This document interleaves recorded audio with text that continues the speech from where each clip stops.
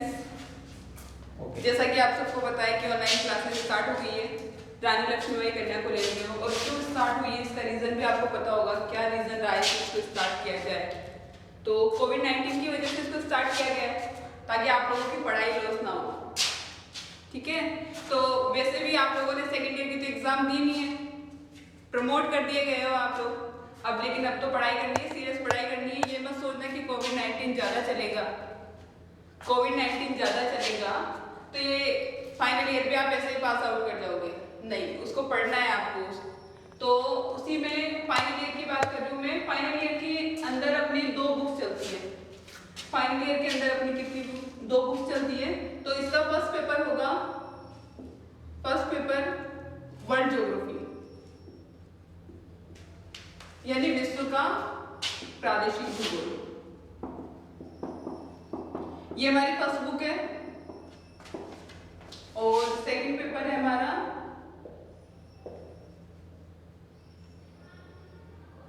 Indian geography यानी भारत का भूगोल।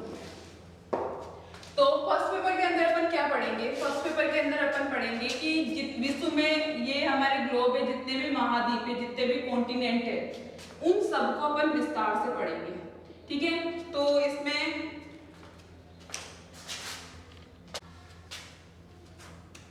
वर्ल्ड ज्योग्राफी में अपन क्या पढ़ेंगे? जैसे ये महाद्वीप है,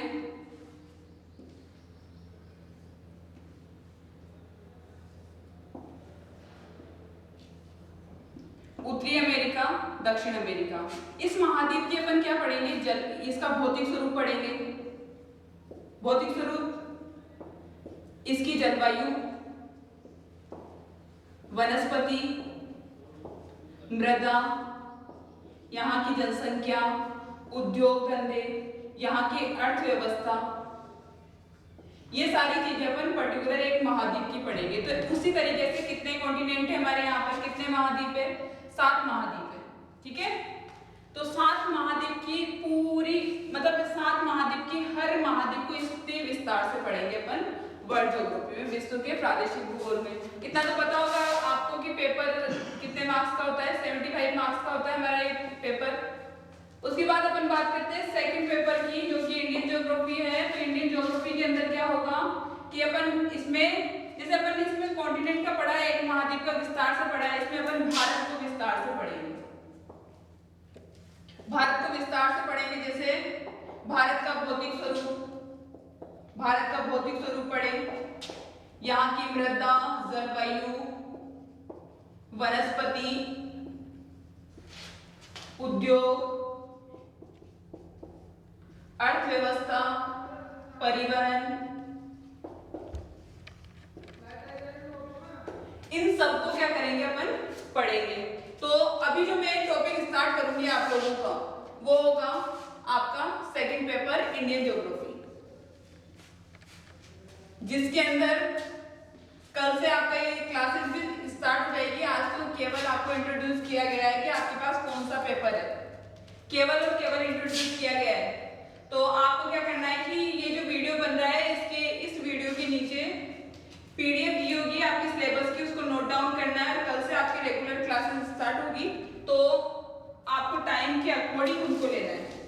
और हाँ, जब आपकी online classes, live classes start हो तो उस टाइम कुछ भी काम नहीं करना है। मतलब ये है कि प्रॉपर मैं क्लासरूम में बैठी हूँ, उस तरीके से आपको ये काम करना है। ठीक है, तो क्लासरूम के अकॉर्डिंग ही ये ध्यान रखना कि मैम अपनी नजर रखे हुए, उस तरीके से आपको पढ़ना है। और ये वीडियोस को ऐसे समझना जैसे हमारा जो इतना टाइम वेस्ट हुआ है ना, उसको अपन यूटिलाइज कर रहे हैं, अच्छे ढंग से पढ़ रहे हैं, और आपके इस साल की एग्जाम होगी, ये ध्यान रखना। ठीक है, तो अब आज अपन थोड़ा सा बात करते हैं भारत के बारे में।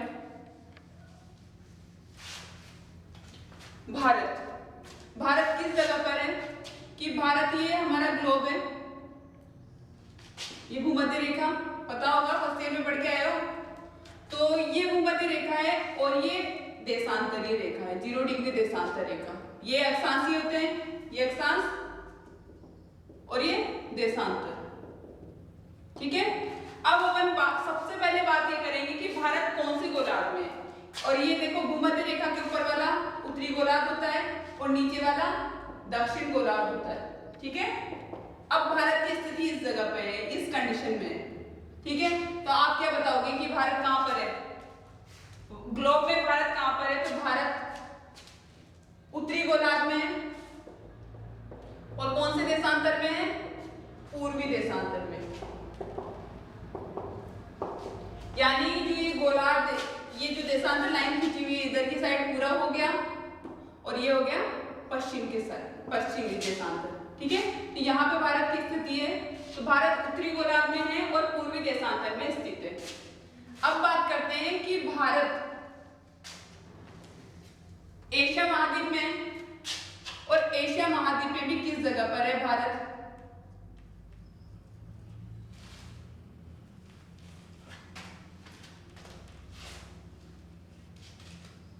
मैम एक सेकंड।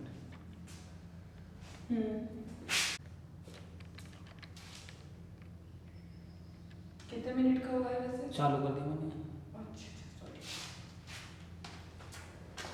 ये है एशिया महाद्वीप। तो भारत एशिया महाद्वीप के किस जगह पर आता है? एशिया महाद्वीप के दक्षिणी हिस्से में। यानी भारत, अगर कोई पूछे आपसे कि भारत कौन से एशिया में है, तो ये दक्षिण एशिया का हिस्सा है। दक्षिण एशिया में ये वाली कंट्री जाती है, ये सारी दक्षिण एशिया में आती है, जैसे भारत है, अरब प्रायद्वीप है, अपन पाकिस्तान की बात करें, इधर बांग्लादेश की बात करें, म्यांमार, थाईलैंड, वियतनाम, लाओस और मलेशिया, ये सारे दक्षिण एशिया में आ जाते हैं। ये इधर वाले दक्षिण पूर्वी एशिया में आ जाएंगे। अब हमें तो केवल इंडियन, ये भारत के बारे में स्थिति पता करनी है, तो भारत के पड़ोसी देशों के बारे में अपन जानेंगे अभी।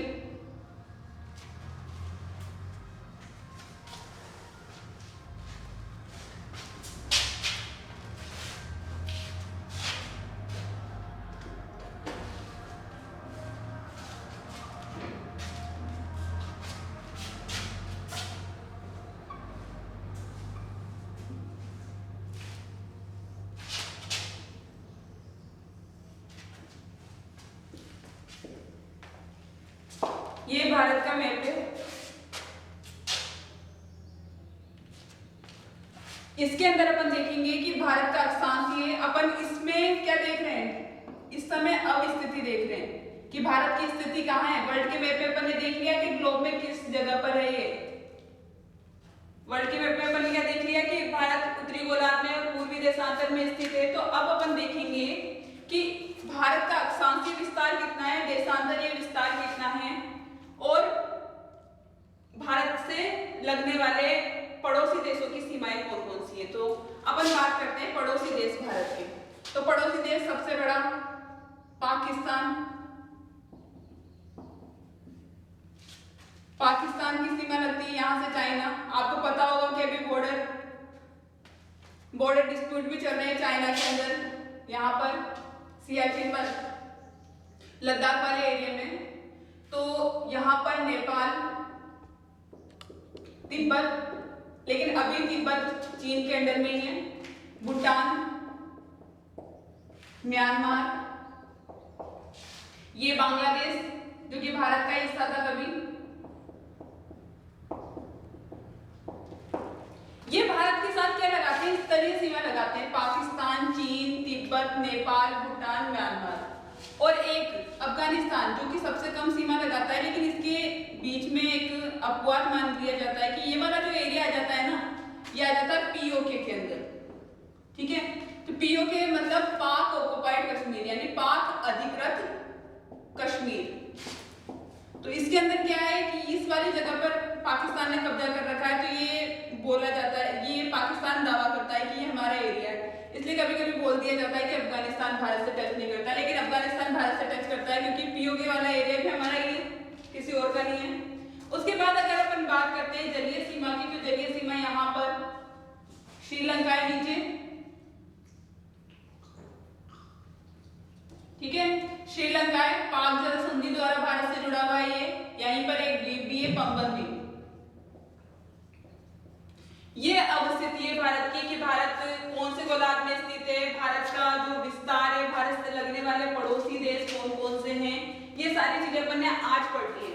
लेकिन आगे अपन इस टॉपिक को विस्तार से पढ़ेंगे, यानी इसकी क्या क्या चीजें पढ़ेंगे, अक्षांशीय विस्तार पढ़ेंगे। सबसे मेन बात पहले ये है कि आपको अपना जो टॉपिक है, आपको जो अपना पेपर है उसका सिलेबस नोट डाउन करना है। सिलेबस नोट डाउन करना बहुत ज्यादा जरूरी है आप लोगों का, क्योंकि अपन किसी भी जगह पे अगर अपन किसी युद्ध में भी उतरते हैं ना तो पहले प्लानिंग बना लेते हैं, वही विधि होता है ना। उसी तरीके से अगर अपन ने पेपर स्टार्ट कर लिया ना तो अपन को सबसे पहले क्या करना होगा, सिलेबस लिखना पड़ेगा। सिलेबस आपको राइट करना पड़ेगा और जैसे जैसे मैं आपको टॉपिक क्लियर कराती हूँ मैं आपको सिलेबस वाइज टॉपिक क्लियर कराऊंगी, और जैसे जैसे मैं टॉपिक क्लियर कराऊंगी ना आपको तो वैसे वैसे आपको लाइन भी मार्क करनी है कि हाँ हमारे सिलेबस का आज ये टॉपिक कंप्लीट हो गया है। और दूसरी बात, आपको रिवाइज भी करते हुए रहना चाहिए। और ये जो इंडियन ज्योग्राफी है ये आपके कंपटीशन एग्जाम में बहुत ज्यादा जरूरी है, क्योंकि ये इसमें से क्वेश्चन आते ही आते हैं। ठीक है,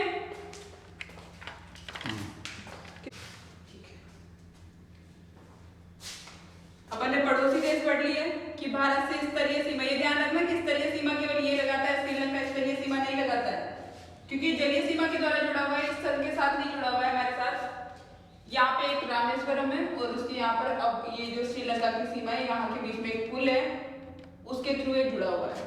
ठीक है, अब बात करते हैं इसके भारत के पश्चिम साइड में। पश्चिम में कौन सा सागर है, अरब सागर, और पूर्व में कौन सा सागर है, बंगाल की खाड़ी, और नीचे दक्षिण में हिंद महासागर।